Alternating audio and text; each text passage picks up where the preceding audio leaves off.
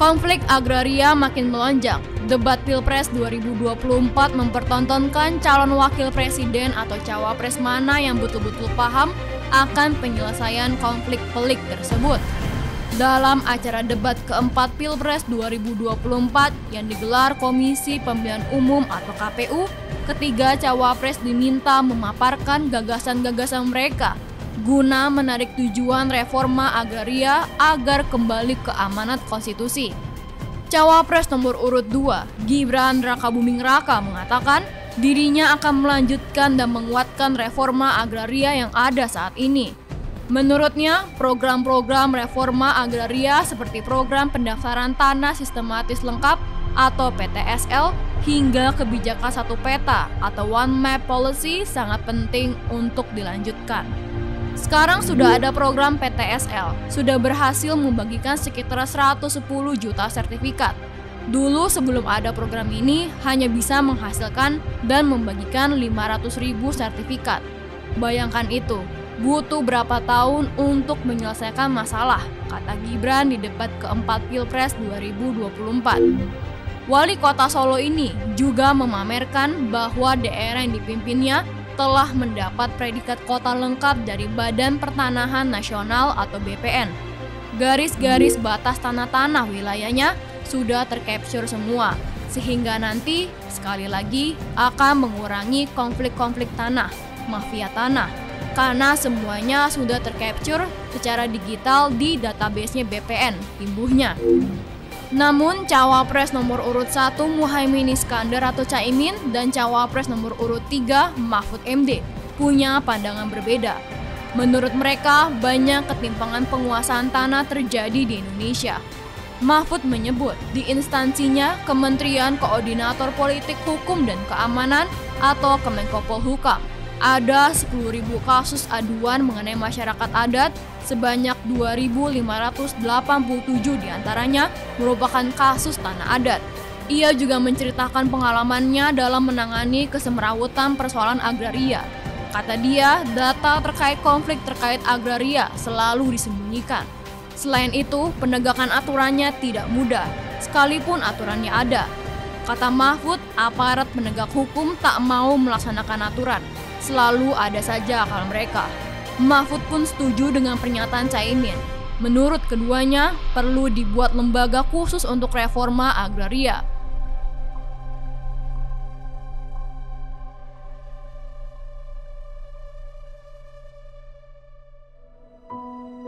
Ketika dimintai pandangannya soal konflik agraria, anggota Komisi 2 DPR RI Gus Pardi Gaus menganggap bahwa itu bukanlah persoalan sederhana. Konflik agraria merupakan bentuk praktik pencaplok hak rakyat untuk diberikan kepada pengusaha. Terjadi konflik agraria tersebut karena ada mafia tanah. Kedua, memang ada kasus agraria yang sifatnya konflik antara pihak pemerintah dan masyarakat. Lalu ada juga seperti konflik antara perusahaan investor dengan masyarakat, ujarnya kepada Forum Keadilan Minggu 21 Januari. Gus Pardi menjelaskan, salah satu modus konflik agraria yang terlibat di permukaan ialah menyerang masyarakat yang tak punya sertifikat sah atas tanah. Padahal masyarakat sudah menguasai tanah itu secara turun-temurun. Untuk itu, Gus Pardi meminta pemerintah proaktif untuk melegalisasi kepemilikan tanah rakyat sekalipun mereka tidak memiliki sertifikat. Tak seperti Gibran, Gus Pardi justru menganggap program PTSL yang diluncurkan oleh ayah Gibran, Presiden Joko Widodo atau Jokowi, belum maksimal. Tidak maksimalnya program ini juga yang menurutnya jadi penyebab masih maraknya konflik agraria. Gus Pardi menjelaskan, program PTSL yang dikatakan gratis itu masih dibayangi oleh pungutan liar atau pungli dalam pelaksanaannya, sehingga masyarakat enggan mengurus kepemilikan tanah. Ini sebenarnya program pemerintah yang sifatnya gratis, harusnya tidak membedakan siapa yang memiliki tanah itu, apalagi yang mempunyai tanah itu rakyat kecil. Jadi jangan ada upaya untuk dilakukan pungli, karena sebetulnya gratis, jelasnya. Kepala Departemen Advokasi Kebijakan Konsorsium Pembaruan Agraria atau KPA, Roni Septian, juga mengungkapkan hal serupa.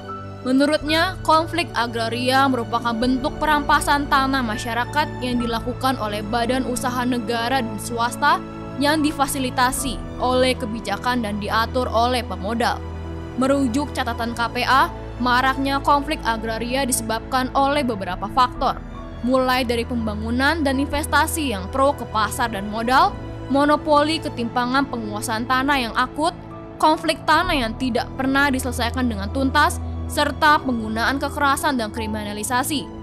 Bukan soal maksimal atau tidak maksimalnya program, kata Roni, Jokowi yang gagal dalam reforma agraria. Berdasarkan laporan tahunan KPA, sedikitnya terdapat 241 konflik agraria sepanjang tahun 2023. Angka ini naik 12% dari tahun sebelumnya yang berjumlah 212.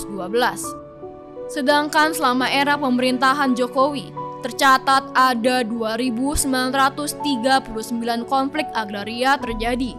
Angka ini melonjak drastis dari satu dekade pemerintahan Presiden Susilo Bambang Yudhoyono atau SBY yang hanya mendalami 1.520 kasus. Roni juga menyebut bahwa proyek-proyek strategis nasional atau PSN menjadi wilayah baru penyumbang konflik agraria. Sepanjang tahun 2021 hingga 2023, pihaknya mencatat ada 115 kejadian konflik agraria terkait PSN di berbagai wilayah. KPA mendata, selama 9 tahun Jokowi memimpin, ada total 3.503 korban kekerasan dan kriminalisasi di berbagai wilayah konflik agraria. Dari jumlah itu, sebanyak 2.442 menjadi korban kriminalisasi, 905 mengalami kekerasan dan penganiayaan, 84 orang tertembak, dan 72 orang tewas karena represivitas aparat negara. Jumlah ini berbanding terbalik dengan jumlah di tahun 2005 sampai 2014, di mana hanya tercatat sebanyak 1.354 korban kriminalisasi, 553 mengalami tindak penganiayaan, 110 orang tertembak, dan 70 orang tewas. Menurut Roni, peningkatan konflik agraria di pemerintahan Jokowi ini terjadi karena pendekatan kebijakan ekonomi yang digunakannya lebih condong ke pemodal. Peningkatan konflik agraria selama 2 periode pemerintahan Jokowi disebabkan oleh kebijakan ekonomi dan agraria yang dibuat untuk mendukung bisnis lapar tanah seperti sawit, batu bara, nikel, dan kayu, kata Roni kepada Forum Keadilan Sabtu 20 Januari. Roni berpandangan, kegagalan dalam reforma agraria terjadi karena Jokowi enggan membuat lembaga pelaksana agraria dan undang-undang reforma agraria. Akibatnya reforma agraria hanya sebatas menjadi sertifikasi tanah dengan kampanye yang berlebihan, bebernya. Manajer kampanye Hutan Wahana Lingkungan Hidup Indonesia atau WALHI, Uli Arta Siagian, juga sependapat. Kata dia, pemerintah saat ini melihat tanah dan sumber daya alam atau SDA hanya dari sisi ekonomi belaka. Begitu juga dalam pembangunan PSN. Pemerintah menurutnya mengesampingkan sisi sosial, religiusitas, dan budaya yang melekat sebagai identitas masyarakat, adat, ataupun lokal. Jadi tidak penting bagi mereka, tanah diobral habis untuk korporasi. Bagi pemerintah tidak penting sisi religiusitas, sosial, ataupun identitas yang ada di atas tanah masyarakat, katanya saat dihubungi Forum Keadilan Sabtu 20 Januari. Seperti halnya Gus Pardi Gaus, Uli melihat bahwa paham domain veclaring masih melekat di Indonesia. Jadi ketika rakyat tidak bisa membuktikan hak kepemilikan legal terhadap suatu tanah, maka tanah tersebut menjadi milik negara. Kemudian ketika rakyat menolak dengan berbagai macam alasan, aparat keamanan dikerahkan untuk mengintimidasi dan mengkriminalisasi masyarakat. Pernyataan manajer WALHI ini seolah dibenarkan oleh Komisi Nasional Hak Asasi Manusia atau Komnas HAM. Komisioner Komnas HAM Sarulin Siagian membeberkan sejak 3 tahun terakhir, pihaknya mengantongi 1.675 aduan HAM terkait konflik agraria dan sumber daya alam atau SDA. Pengaduan itu banyak disebabkan oleh kebijakan yang mengedepankan aspek keamanan serta melibatkan aparat negara dan militer. Karena kebanyakan menggunakan pendekatan keamanan, 4 teratas, hak asasi yang paling banyak diduga dilanggar adalah hak atas kesejahteraan, hak memperoleh keadilan, hak atas rasa aman, dan hak untuk hidup sebanyak 86,7%, katanya kepada Forum Keadilan Sabtu 20 Januari. Sarulin memaparkan ada 4 klasifikasi aduan konflik, yaitu sektor lahan atau pertanahan, perkebunan, infrastruktur, dan PSN. Konflik agraria dari sektor lahan atau pertanahan paling tinggi. Ada 315 aduan di sektor tersebut atau 80,4% dari jumlah aduan. Dalam sektor ini, kebanyakan laporan ditunjukkan kepada korporasi sebagai pihak yang diberikan izin oleh pemerintah.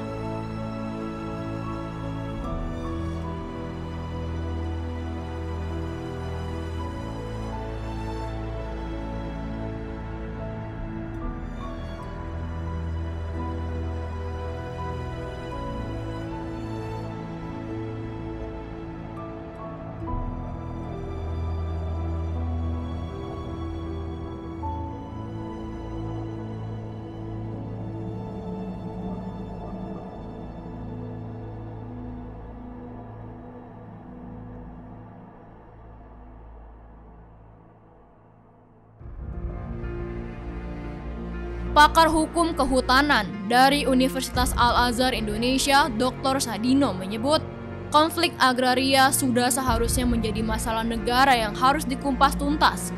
Tetapi, kalau pemerintah tidak transparan terhadap data penyelesaiannya, jangan harap konflik agraria akan selesai. Pemerintah tugasnya mengkoordinir semua ini, tapi selama ini tidak pernah transparan, jadi seakan menambah beban konflik agraria ini, katanya kepada Forum Keadilan Senin 22 Januari. Sadino tampak sependapat dengan apa yang diungkapkan oleh Caimin dan Mahfud dalam menyelesaikan konflik agraria. Seharusnya ada lembaga khusus yang mengatur secara jelas reforma agraria. Lembaga itu dimaksudkan untuk menyelesaikan konflik dan menjadi wasit antara pemerintah dan masyarakat. Menurut Sadino, pemerintah selama ini masih menggunakan pendekatan parsial untuk menyelesaikan konflik agraria, terpisah-pisah di setiap kementerian. Cara menyelesaikan ini masih parsial, istilahnya masing-masing kementerian. Harusnya ada satu lembaga khusus yang mampu menyelesaikan itu. Lembaga itu yang harusnya menjadi wasitnya, ujarnya. Lembaga yang dimaksud nantinya juga harus bertanggung jawab langsung kepada presiden dan diamati undang-undang. Sebab, kata Sadino, selama ini masih bertanggung jawab kepada kementerian, maka lembaga tersebut tidak akan ada taringnya. Kalau masih diserahkan ke kementerian, enggak akan pernah selesai. Makanya itu tadi data disembunyikan, tegasnya.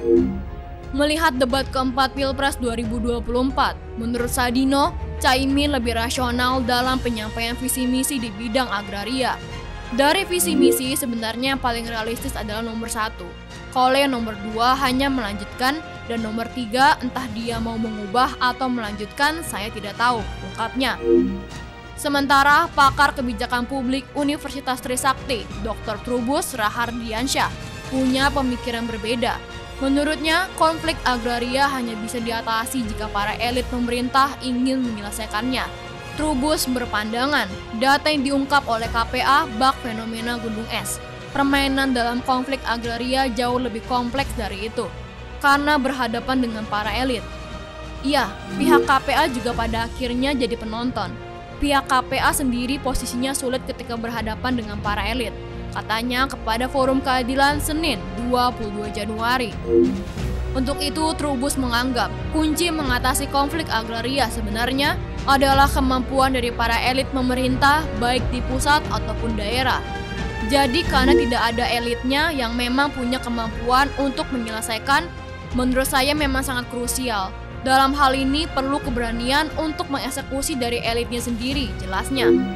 Ia memandang konflik tanah yang banyak terjadi di Indonesia disebabkan oleh 2 alasan. Pertama, kebijakan yang memang lahir dari kepentingan para elit yang memanfaatkan investor. Kedua, dari ketidakberdayaan masyarakat itu sendiri. Saat kebijakan dimainkan oleh para elit, maka masyarakat hanya menjadi korban, tuturnya. Trubus menegaskan, meski banyak lembaga hingga pendidikan khusus mengenai pertanahan, nyatanya mereka hanyalah lembaga mandul. Karena masalah tidak selesai, malah mereka cari keuntungan di situ kan, cibirnya. Trubus mengungkapkan, memang sebenarnya penyelesaian masalah agraria harus memperhatikan nilai lokal. Sebab tanah di Indonesia ada nilai budaya dan nilai sosialnya, jadi tidak hanya nilai ekonomi. Terkait debat Pilpres 2024, menurut Trubus, program Gibran lebih masuk akal dibandingkan dengan Mahfud MD dan Muhaimin Iskandar. Baginya, bagi-bagi sertifikat lebih diterima kehendak publik karena pembuatan sertifikat tanah di Indonesia sendiri sangatlah sulit. Apabila membuat badan khusus reforma agraria justru menurutnya akan menambah masalah. Pembentukan lembaga dengan berlapis-lapis, kata Trubus, tidak akan menyelesaikan masalah rakyat. Terlebih kepercayaan masyarakat terhadap lembaga saat ini sudah jatuh. Tadinya mau ada lembaga bank tanah, macam-macam lembaga yang diusulkan untuk penyelesaian konflik tanah. Tetapi itu malah semakin ruwet masalah tanah, katanya. Trubus menyarankan, untuk mengurangi konflik agraria, negara harus sadar dan memberikan kepastian hukum atas hak kepemilikan rakyatnya. Entah itu tanah ulayat atau tanah apapun, itu milik mereka. Terlebih lagi masyarakat yang sudah tinggal lama. Itu yang namanya negara merdeka, tutupnya.